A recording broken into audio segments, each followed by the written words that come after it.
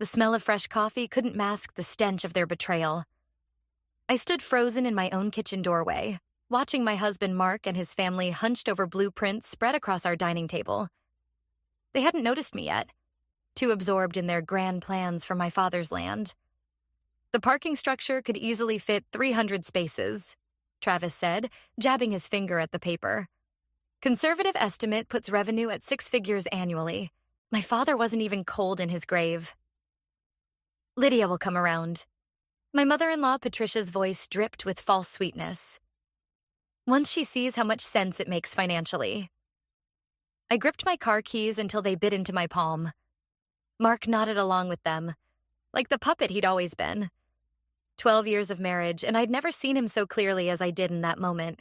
The environmental survey might be an issue, Mark said, running his hand through his hair. His tell when he's nervous. Harold was particular about preservation. Your father-in-law is dead, Mark. Patricia's words cut through the air. It's time to think about the living.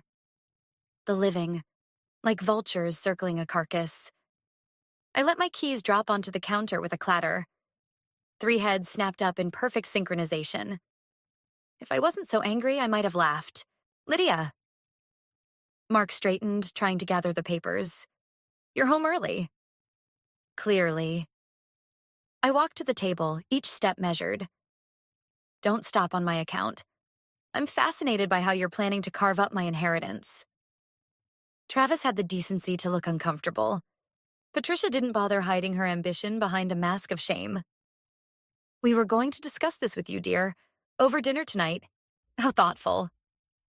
I picked up one of the drawings. Neat lines and numbers replaced the wildflowers and oak trees my father had protected for decades.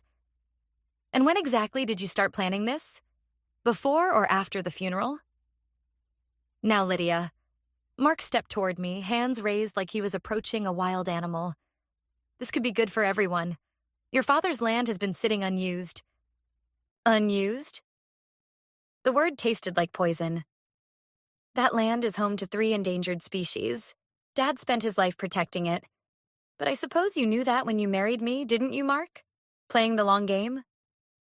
Patricia's perfectly lined lips thinned. Don't be dramatic. We're trying to help you make sensible decisions during a difficult time. I looked at each of them in turn.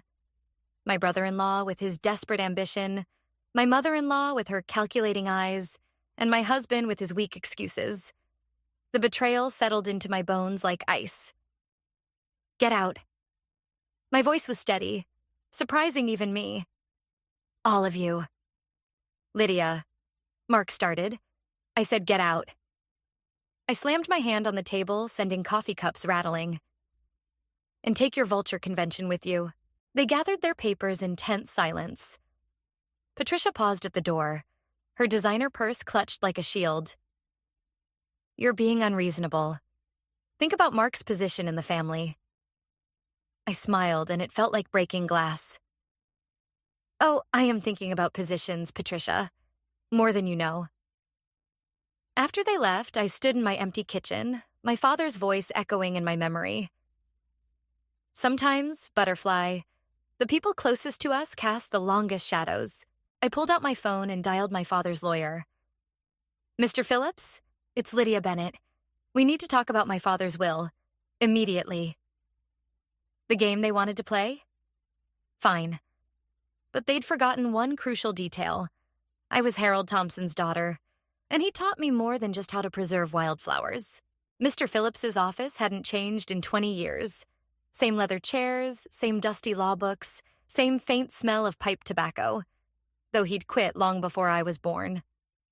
The familiarity should have been comforting. It wasn't. Your father was very specific about the land's future, he said, sliding a thick manila envelope across his desk. The will is ironclad. I traced my finger along the envelope's edge. They'll fight it. The Bennetts? He removed his reading glasses, polishing them with deliberate care. They already have. Patricia called this morning, suggesting your father wasn't of sound mind when he made his final arrangements. The rage I'd been containing since yesterday sparked again. Of course she did. She also mentioned your emotional state. Suggested you might need help managing the inheritance. I barked out a laugh that held no humor. Let me guess, she volunteered? Along with Travis as co-executor. He replaced his glasses, fixing me with a steady gaze. Your father anticipated this, Lydia. Open the envelope.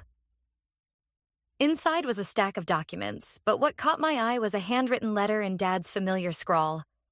My throat tightened as I unfolded it. The office door opened before I could read it. Mark stood there, looking uncomfortable in his pressed suit and tie. Sorry I'm late. You weren't invited. The words came out sharper than I intended. Or maybe exactly as sharp as I intended. I'm still your husband. He closed the door, taking the seat beside me. We need to discuss this as a family. Like you discussed the parking lot plans with me? Mr. Phillips cleared his throat. Perhaps I should give you two a moment. No. I straightened in my chair. Mark can hear this with everyone else at the official reading. Unless he'd like to explain why his signature is on development proposals dated 3 months ago? Mark's face paled. How did you... Your brother talks too much when he's excited. I turned back to the lawyer. When can we schedule the reading? Thursday at 2. I'll notify all parties. He hesitated. Lydia, your father also left something in the safe. For your eyes only. Mark shifted beside me. As her husband? For her eyes only, Mr. Phillips repeated firmly, standing to enter the combination on a wall safe I'd never noticed before. He retrieved a small wooden box, weathered and familiar. Dad's treasure box, he'd called it. The sight of it knocked the wind from my lungs. I'll need a moment, I managed to say. Mark touched my arm. Lydia. I jerked away. Alone. After they left, I opened the box with trembling hands. Inside lay a stack of photographs. The land through the seasons, wildflowers in bloom, deer at dawn. Beneath them, a USB drive and another letter. My butterfly. If you're reading this, they've already shown their cards. The drive contains everything you need. Proof of Patricia's gambling debts, Travis's failed ventures, the money they've borrowed against properties they don't own. Your mother always said I was too trusting. I wasn't. I was waiting. Remember what I taught you about chess? Sometimes you have to sacrifice a piece to win the game. All my love, Dad. I pressed the letter to my chest, a laugh bubbling up that might have been a sob. Even from the grave, he was protecting me. Protected me by arming me with exactly what I needed. When I emerged from the office, Mark was pacing the hallway. We need to talk about this. No. I walked past him, clutching the box.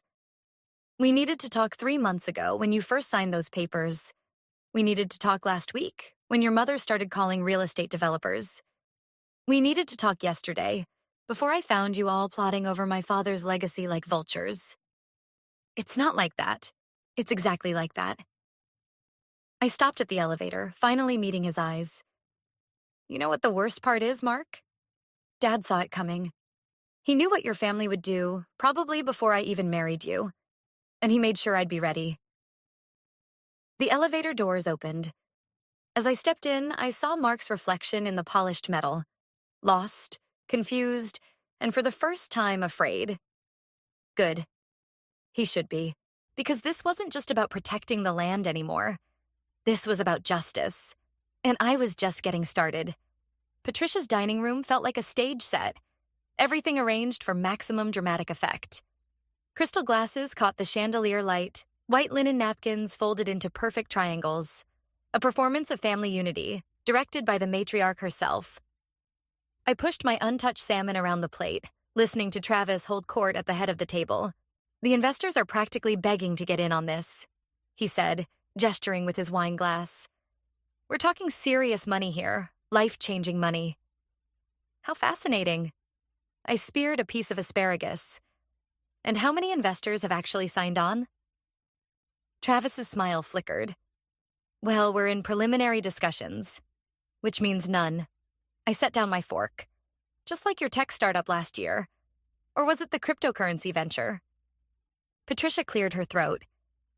Lydia, dear, this negativity isn't helpful. We're trying to have a nice family dinner. Are we? I looked around the table. Because it sounds like another sales pitch for destroying my father's legacy. Mark's hand found my knee under the table. A warning squeeze. I shrugged it off. Your father would have wanted you to be practical, Patricia said, dabbing her lips with her napkin. The property taxes alone will be covered by the trust he set up. I smiled thinly. But you knew that already, didn't you? Since you've been calling his accountant. The silence that followed was delicious. Patricia's face tightened like she'd bitten into something sour. Mark, she said finally, perhaps you should explain to your wife about family loyalty. Don't. The word came out like a whip crack. Don't you dare use him as your puppet again. Lydia. Mark started. No, let's talk about family loyalty. I pulled out my phone, scrolling through the files I'd found on Dad's USB drive. Like the loyalty that made you cover Patricia's gambling debts 3 times in the last 5 years? Or the loyalty that had you sign personal guarantees for Travis's failed ventures? Travis's face went red. That's private family business. It became my business when you decided to steal my inheritance to fix your mistakes. I turned to Mark. Did you know about the second mortgage on our house?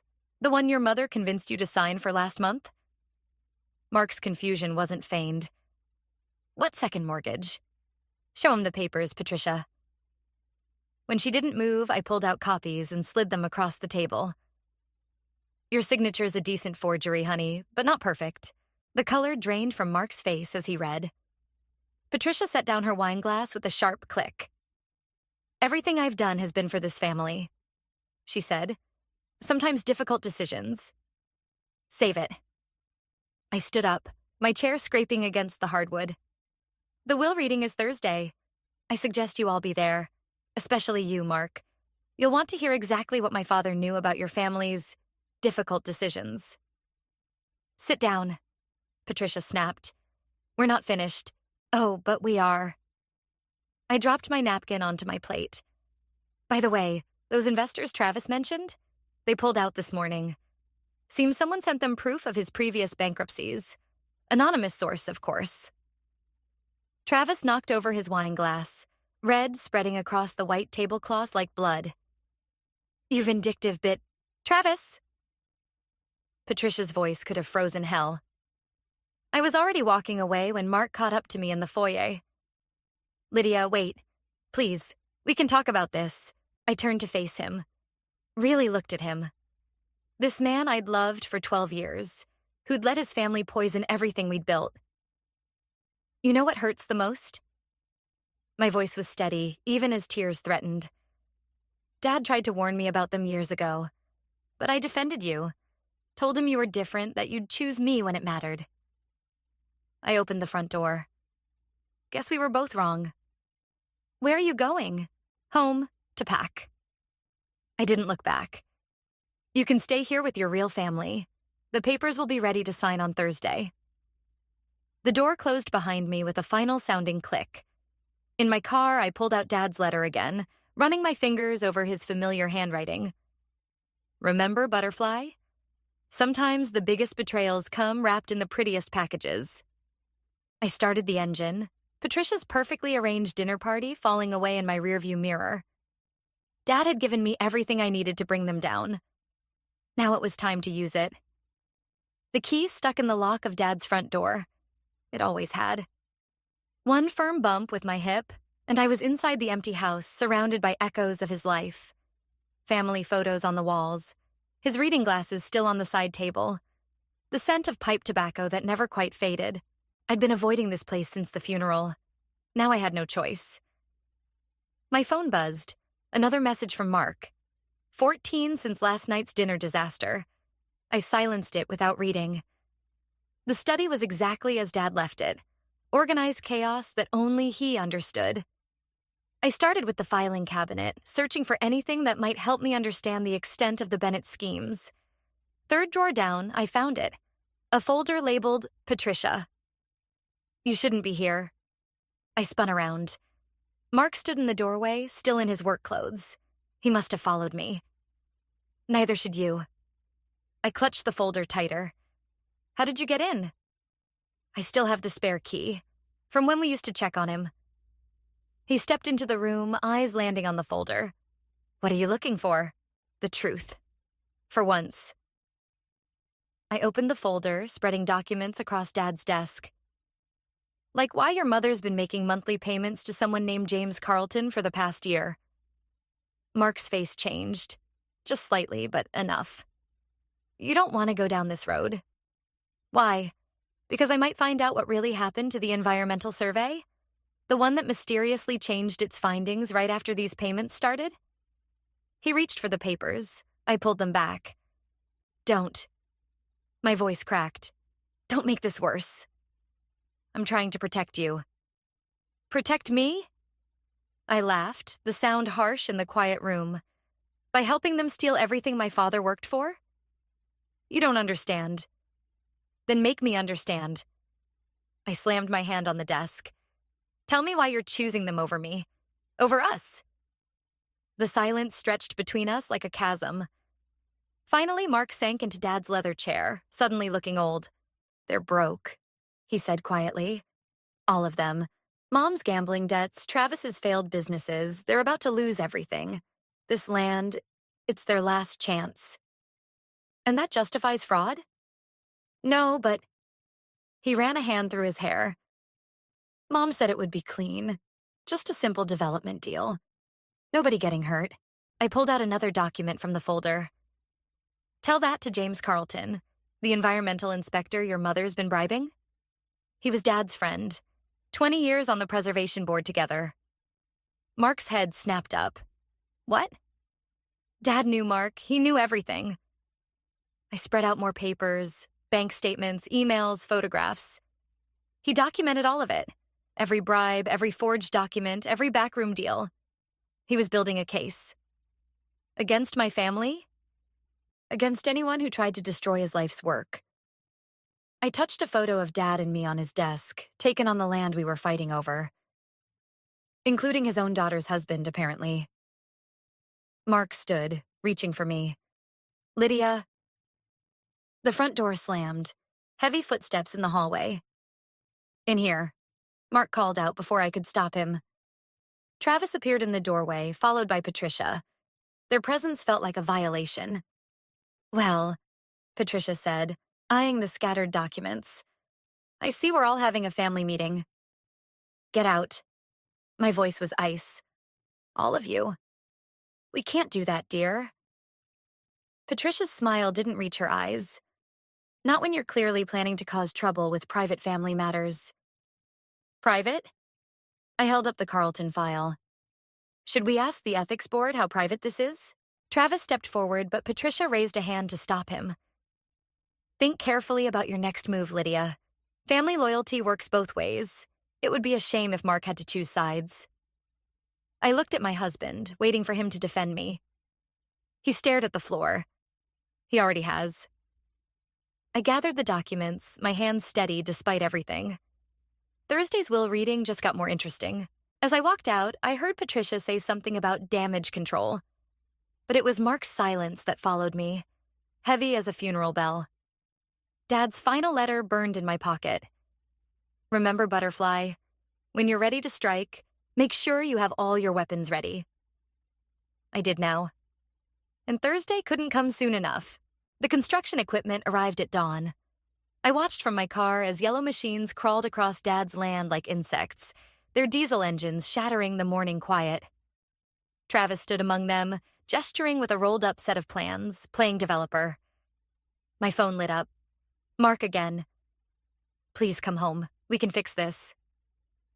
I turned off the phone and pulled out the USB drive. One file remained unopened, a video dated 3 days before Dad died. My hands shook as I connected it to my laptop. Dad's face filled the screen, gaunt but determined. Butterfly, if you're watching this, they've started moving equipment onto the land. Patricia always was impatient. He coughed, then continued. There's something I never told you about the trust. Something that changes everything. A tap on my window made me jump. James Carlton stood there, the corrupted environmental inspector, looking nothing like his confident photos in Dad's files. I got out, keeping the car between us. Brave of you to show your face. I needed to warn you. He glanced nervously at the construction site. Patricia Bennett, she's not just planning a parking lot. The environmental survey I falsified? It wasn't about the endangered species, it was about what's under the land. What are you talking about? Mineral rights. Your father discovered a car door slammed nearby. Carlton flinched and backed away. Just check the geological surveys from 1985, before they disappear too. He hurried off as Patricia's Mercedes pulled up. She emerged looking immaculate as always, but something was different. An edge of desperation in her eyes. Lovely morning for a chat with disgraced officials, isn't it? She joined me at the fence line. Though I suppose James has nothing left to lose now. Unlike some of us. What's under the land, Patricia? She didn't flinch. Progress, opportunity, a future for this family if you'd just stop fighting us. It's not your family's future to take. No? She turned to face me fully.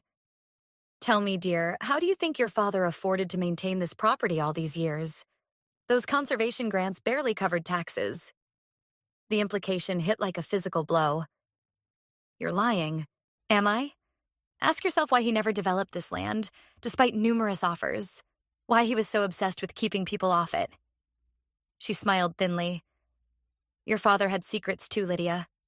Dark ones. The kind that destroy legacies. Get out. My voice shook with rage. Get your equipment and get out or I'll... You'll what? Expose us all? She laughed softly. Oh, my dear. You really should watch that video to the end. She walked away, leaving me with the laptop screen still frozen on Dad's face. Behind me, the machines continued their invasion, tearing into the earth like wounds. I forced myself to press play again.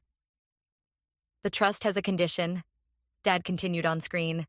One I never told anyone. If the land is developed within 20 years of my death, everything goes to the Bennett family. I had to make sure. He started coughing again, harder this time. The video ended there. My phone buzzed again. A text from Mark. Mom told me about the trust condition. I'm so sorry. Please let me explain. The machines growled louder. Travis was directing them toward the old oak grove, Dad's favorite spot. Each bite of their metal teeth felt like they were tearing into me instead of the earth. I opened Dad's final letter again, searching for guidance, for any hint he'd prepared me for this. The words blurred through my tears. Sometimes the biggest betrayals come wrapped in the prettiest packages. But which betrayal? Patricia's schemes? Mark's weakness? Or something darker, buried in the land itself? The oak trees started falling, their ancient trunks crashing to earth like thunder. And with them fell my last illusions about simple revenge or justice. This wasn't just about saving Dad's legacy anymore. This was about uncovering the truth, no matter how ugly it might be. I started the car. I had until tomorrow's will reading to find those 1985 surveys. To understand what Dad had really been protecting or hiding all these years. The machines kept eating the earth behind me, hungry for whatever secrets lay beneath. The 1985 geological survey lay on Mr. Phillips' conference table like a bomb waiting to detonate. Around it sat the Bennett family. Patricia perfectly poised, Travis fidgeting, Mark pale and drawn. The will reading would start in 10 minutes. Rare earth elements, I said, breaking the silence. That's what's under the land. That's what this has all been about. Patricia didn't blink. Your father knew. All those years preaching conservation, he was sitting on a fortune. And you knew too. That's why you pushed Mark to marry me. The words tasted like ash. A decade-long con. Marriage of convenience. Travis smirked. Welcome to the family business. Mark stood abruptly, knocking his chair back. I never knew. Sit down, Mark. Patricia's voice could have frozen hell. You've done enough damage. I spread out more documents across the table. Dad's trust condition wasn't about protecting the land. It was about exposing you. All of you. I turned to Mark. Including my loving husband. Lydia, please. The trust transfers everything to the Bennetts if development starts within 20 years, I continued. But it also triggers an automatic audit of everything, including those shell companies you've been using to hide Patricia's gambling debts. Travis's smirk vanished. Patricia's mask cracked just slightly. You really think you can threaten us? She reached into her bag, pulled out a folder. Your father's hands weren't clean either. These documents prove he knew about the minerals for years, took payments to keep quiet. More forgeries? Ask James Carlton. Oh wait, you can't. He had an unfortunate accident this morning. Car brake failure. The room tilted. Carlton's warning cut short. Another piece of Dad's legacy erased. Mr. Phillips entered, carrying the official will documents. Before he could speak, the conference room door burst open. 2 federal agents stepped in, badges out. Patricia Bennett? Travis Bennett? You're under investigation for fraud, conspiracy, and in connection with the death of James Carlton. What? Travis jumped up. Lydia, what did you do? I hadn't done anything. This wasn't part of my plan. Patricia stood slowly, smoothing her skirt. Well played, Harold, she murmured. Then louder, I invoke my right to counsel. As the agents read their rights, Mark grabbed my arm. Tell me you didn't know about Carlton. I pulled away. Like you didn't know about the mineral rights? I loved you, he whispered. That part was real. Was it? Or was that just another pretty package hiding a betrayal? The agents led Patricia and Travis out. Mark followed, pausing at the door. For what it's worth, I'm sorry. Me too. I watched him go, feeling nothing but hollow. Mr. Phillips cleared his throat. There's one more document. Your father left strict instructions to be opened only after everything else came to light. He handed me a sealed envelope. Inside was a single sheet of paper, Dad's handwriting shaky but clear. My butterfly, by now you know the truth. About the land, about the Bennetts, about me. The minerals were my curse, my secret shame. I took their money, convinced myself it was for the greater good. But the guilt ate at me until I couldn't bear it. I'm sorry for putting you through this. Sorry for not trusting you with the truth sooner. The trust condition wasn't just about exposing them. It was about forcing me to face my own sins. The land is yours now. Truly yours, free of all our shadows. Plant something beautiful where we buried our secrets. All my love, Dad. The paper blurred. All my carefully planned revenge, my righteous anger, and in the end, there were no heroes. Just broken people, buried secrets, and a piece of land that had poisoned us all. Outside the window, I could see the construction equipment, still waiting to tear up the earth. To expose everything we'd tried to hide. The question was, what would grow from the ashes of all we'd destroyed? The construction site looked like an open wound in the morning light. Yellow machines stood frozen, their work halted by federal tape and uniformed officers.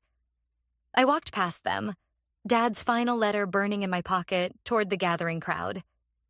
Patricia stood with her lawyer, still elegant despite everything. Travis paced nearby, shooting venomous glances at Mark, who stood apart from them all. Mrs. Bennett. Dr. Chen from the Environmental Protection Agency stepped forward. We're ready to begin the inspection. Patricia's lawyer intervened. My client maintains all proper procedures were followed. Like James Carlton's proper procedures? I pulled out my phone, played the recording Carlton had secretly made the day before his death. Patricia's voice filled the air, discussing payoffs and cover-ups. That's inadmissible, the lawyer started. In court, maybe. I nodded toward the EPA team. But they can still inspect every inch of this land, every sample, every test Carlton falsified. Unless what? Travis snapped. I pulled out another document. Sign over your development rights. All of them. The land goes into a conservation trust. Permanently. Or what? Patricia's mask finally cracked. You'll destroy us? Like your father tried to? No. I moved closer, voice low. I'll let you destroy yourselves. The federal investigation, the environmental violations, Carlton's death, it'll all come out. Every dirty secret, every betrayal. Is that what you want? You self-righteous little... Travis started forward, but Mark caught his arm. Enough. Mark's voice was steady. Sign it, Mom. Patricia turned on him, snake quick. After everything I've done for you? You mean to me? He moved to stand beside me. Sign it, or I'll testify about everything, including what really happened to Carlton. The silence stretched tight as a wire. Then Patricia laughed, a hollow, broken sound. You really are Harold's daughter. She snatched the document, scrawled her signature. There, you've won. Happy? This was never about winning. I handed the paper to Dr. Chen. It was about truth, all of it. As if on cue, the EPA team began their work, marking areas for testing. Patricia's lawyer led her away, already discussing damage control. Travis followed, defeated. Mark stayed. I knew, he said quietly. Not everything. Not at first, but I knew enough. Should have chosen you sooner. Why didn't you? Same reason your father kept his secrets. Sometimes the truth feels more dangerous than lies. I touched the earth, feeling its warmth. Somewhere beneath us lay the minerals that had poisoned so many lives. But above them... Help me with something? I pulled a seedling from my bag, an oak sapling from Dad's greenhouse. Mark watched as I began digging. Your father's favorite, he said softly. He left instructions. Plant something beautiful where we buried our secrets. I placed the seedling in the hole. Want to help? Together, we covered its roots with soil. Behind us, the EPA teams worked, uncovering truth after buried truth. But here, in this small patch of earth, we were planting something new. What happens now? Mark asked. I watched the sapling sway in the breeze. The land goes into trust. The investigation continues, and we... We learned to grow something honest from all these lies. I stood, dusting off my hands. It won't be easy. Nothing worth doing ever is. He echoed Dad's favorite phrase, and for the first time in weeks, I felt something like hope. The morning sun caught the sapling's leaves, making them glow like emeralds. Somewhere, I thought I could hear Dad laughing. Not at our pain or our mistakes, but at the simple truth we'd all forgotten. That even poisoned earth can nurture new life if you're brave enough to plant it. I took Mark's hand, and together we walked away from the machines, the investigators, and all our buried secrets. Behind us, the little oak tree reached for the sky, its roots already growing deep into the earth we'd fought so hard to save. The oak sapling had grown 3 inches when Patricia's sentencing came down.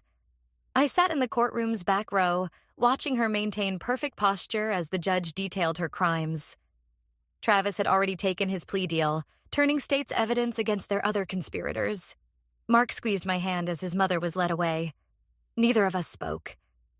Some wounds needed silence to heal. Outside, autumn painted the courthouse steps in gold and red. A reporter approached, notebook ready, but Mark stepped between us. No comment. Mrs. Bennett? She persisted. Any response to the EPA's findings about the rare earth deposits? I paused. Plant a tree. See what grows. We left her puzzling over that, walking to where Mr. Phillips waited with the final paperwork. The land transfer to the Conservation Trust would be complete by sunset. Your father would be proud, he said, holding out his pen. Would he? I thought of his final confession, the guilt he'd carried, the secrets he'd buried beneath all that protected land, but also the legacy he'd left. Not just the earth itself, but the truth he'd forced us all to face. One last thing. Mr. Phillips produced a small package. Found this while clearing your father's office. It was marked for after the truth comes out. Inside lay a single butterfly chrysalis in a small glass case and a note. My butterfly.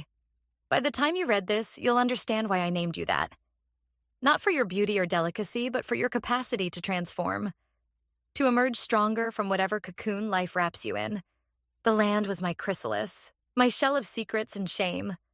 but you've broken free of it. Made something better from my mistakes. The minerals will stay buried. Let them. Some treasures are worth more underground, feeding roots that reach for the sky. All my love, Dad. I handed the note to Mark. He read it silently, then looked at the chrysalis. It's still alive. It's waiting. I signed the trust documents, feeling something settle in my chest. Like we all were. The drive to the land took us past Patricia's empty house, its windows dark. Travis's car was gone from the driveway, probably sold to pay legal fees. The family that had schemed for so long to possess everything was left with nothing but consequences. But revenge tasted different than I'd expected. Not sweet, not bitter, just real, like fresh earth after rain. We parked by the oak sapling. Other seedlings had joined it now, planted by local conservation volunteers. The construction equipment scars were healing, covered by new growth. I've been thinking, Mark said, touching a leaf, about what your father wrote, about transforming. And maybe we all were chrysalises, Mom, Travis, me, all wrapped up in lies we thought would protect us. He looked at me, but only some of us chose to break free. I took out the glass case, studying the chrysalis inside. Its dark shell had begun to turn transparent, revealing hints of wing patterns beneath. We should release it here, I said, when it's ready. How will we know when? I thought of Dad's words about truth and transformation, about secrets buried and revelations unearthed, about the choice between staying wrapped in comfortable lies or fighting free into uncertain light. We'll know. I placed the case gently between the saplings. Some things have to happen in their own time. Mark's hand found mine again. Behind us, the sun painted long shadows across the land. Not the darkness of secrets anymore, but the simple shade of growing things reaching toward light. The chrysalis waited, neither past nor future, but perfectly present. Like the minerals beneath our feet, like the truth we'd fought so hard to uncover, like the love that had survived betrayal's bitter season. Some transformations couldn't be rushed. Some revenges looked like redemption in the end. I leaned against Mark, feeling the wind move through the young trees. Dad's voice whispered in their leaves. Plant something beautiful where we buried our secrets. We had, and now we would watch it grow.